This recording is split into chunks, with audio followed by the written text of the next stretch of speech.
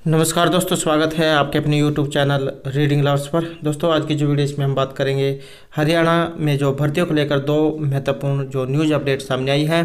और अगर आप इन दोनों को देखना चाहते हैं तो हमारे साथ अंत तक बने रहिएगा। तो ये आप देख सकते हैं एक अखबार की जो आई कटिंग है। हरियाणा में 50,000 सरकारी नौकरियों के लिए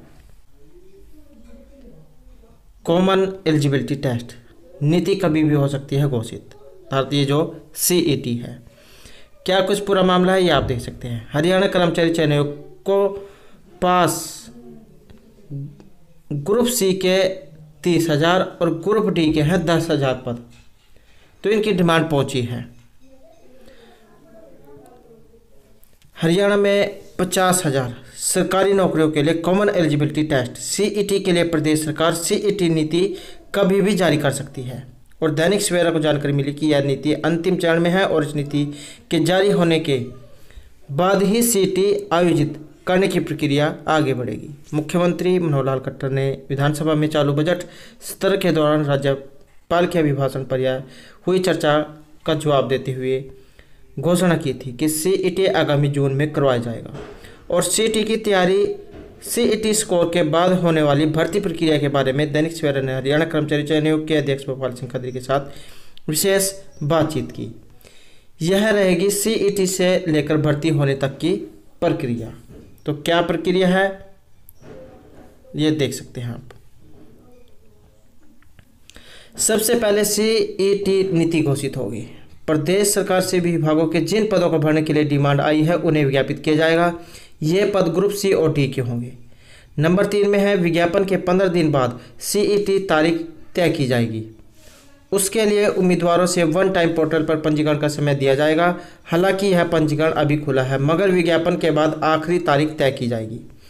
पंजीकरण का डाटा CET आयोजित करने वाली एजेंसी नेशनल टेस्टिंग एजेंसी को भेजा जाएगा।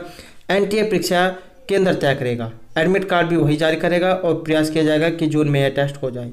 अभी संभावित तारीख ग्रुप C के लिए 4 जून से 6 जून तक और ग्रुप D के लिए 10 से 12 जून तक है, मगर UPSC परीक्षाएं भी उन्हीं दिनों में होनी है, इसलिए ऐसी तारीख तय की जाएगी कि कोई दूसरी परीक्षा उस तारीख में न हो। अभी तक लगभग 8.9 लाख उम्मीदवारों ने पंजीकरण कराया है। CET के बाद ही होगी अगली परीक्षा।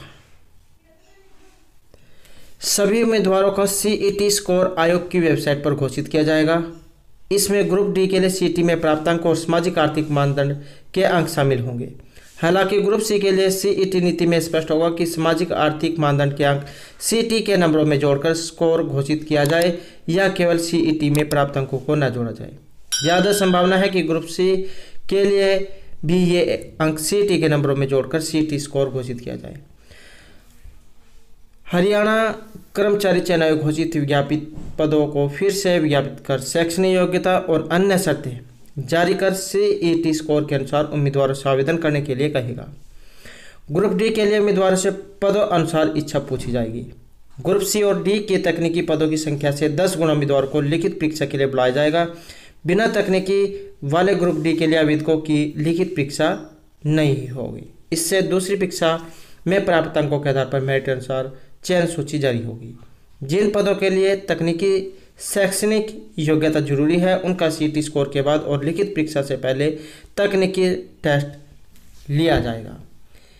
एक जैसी योग्यता वाले पदों की लिखित परीक्षा संयुक्त हो सकती है। आयोग के जो अध्यक्ष हैं भोपाल सिंह खत्री, उन्होंने बताया कि एक ऐसी योग्यता वाले पदों की लिखित परीक्षा संयुक्त हो सकती है जैसे कैनल पटवारी, ग्राम सचिव और राजस्व पटवारी। तो इन पदों के लिए संयुक्त परीक्षा आयोजित करने की योजना बनाई थी।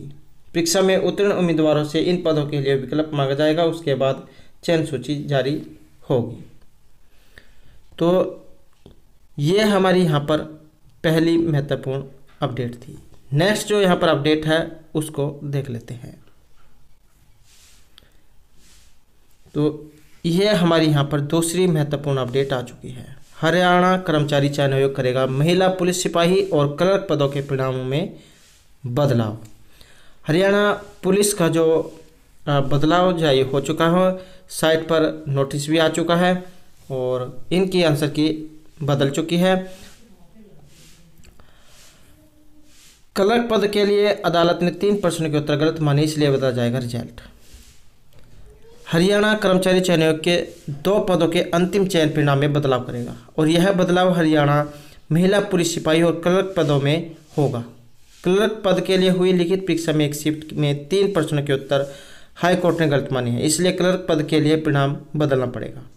इसी तरह महिला पुलिस सिपाही पद के परिणाम में परसेंटाइल तरीके में हुए बदलाव के कारण बदलाव करना पड़ेगा, इसलिए कुछ महिला सिपाही के चयनित उम्मीदवारों के संशोधित परिणाम के बाद चयन सूची से बाहर होने की संभावना है। इसी तरह क्लर्क पद के लिए चयनित कुछ उम्मीदवार बाहर हो सकते हैं। क्लर्क पदों पर चयनित उम्मीदवार नियुक्त हो चुके हैं, इसलिए यह भी संभव है कि उनकी नौकरी चली जाए। महिला सिपाही पद के चयनित उम्मीदवारों की चूंकि ज्वाइनिंग नहीं हुई है, इसलिए उनमें से कुछ संशोधित परिणाम में बाहर हो सकते हैं। क्लर्क के 4798 और महिला सिपाही के 1100 पदों की चयनित सूची जारी हुई थी। महिला सिपाही का परिणाम परसेंटाइल के नए तरीके के कारण बदलेगा और मुख्यमंत्री मनोहर लाल विधानसभा में जवाब दे चुके हैं कि परसेंटाइल तरीका बदला गया है, इसे हाईकोर्ट में रखा गया है, वहां से स्पष्ट होने के बाद इसे लागू किया जाएगा। तो लगभग 200 उम्मीदवार चयन सूची से बाहर हो सकते हैं। और दैनिक सवेरा ने जानकारी हासिल की कि अब 21वें परसेंटाइल तरीका अपनाया जाएगा। इसका जो मुख्य बिंदु यह है कि यह हर शिफ्ट में हुई परीक्षा के अनुसार तय होता है, न कि सभी शिफ्टों की शुल्क परसेंटाइल तरीके से। पहले सभी शिफ्टों की परसेंटाइल शुल्क थी, मगर इस पर हाईकोर्ट की मोहर लगनी बकाया है। साधारण शब्दों में इसे यूँ समझा जा सकता है कि परीक्षा का कठिनाई स्तर जिन उम्मीदवारों के लिए एक जैसा था, उनकी परसेंटाइल उसी कठिनाई स्तर के अनुसार होगी। इसका असर जहां महिला सिपाही पद के घोषित चयन सूची पर पड़ेगा, वहीं पुरुष सिपाही पद के लिए चयनित प्रक्रिया पर भी पड़ेगा। महिला सिपाही के 1100 और पुरुष सिपाही के 5500 पद हैं और आयोग के अध्यक्ष भोपाल सिंह खत्री ने बताया कि परसेंटाइल तरीका तो अदालत में बताया गया है, उसकी जानकारी सार्वजनिक नहीं की जा सकती, मगर यह तय कि लिखित परीक्षा के बाद महिला सिपाही और पुरुष सिपाही पदों के लिए जो 7 गुना उम्मीदवार भर्ती की अगली प्रक्रिया के लिए बुलाए गए थे, उनमें कोई बदलाव नहीं होगा, क्योंकि नए परसेंटाइल तरीके से भी कोई उम्मीदवार 7 गुना संख्या में नहीं आ रहा है। तो ये आप यहाँ पर देख सकते हैं, ये 2 महत्वपूर्ण अपडेट हाल ही में सामने आई हैं। और दोस्तों, अगर आपने अभी तक हमारे चैनल को सब्सक्राइब नहीं किया तो सब्सक्राइब कर लें इस प्रकार की महत्वपूर्ण अपडेट को सबसे पहले पाने के लिए। और हमारे साथ अंत बनाने के लिए धन्यवाद।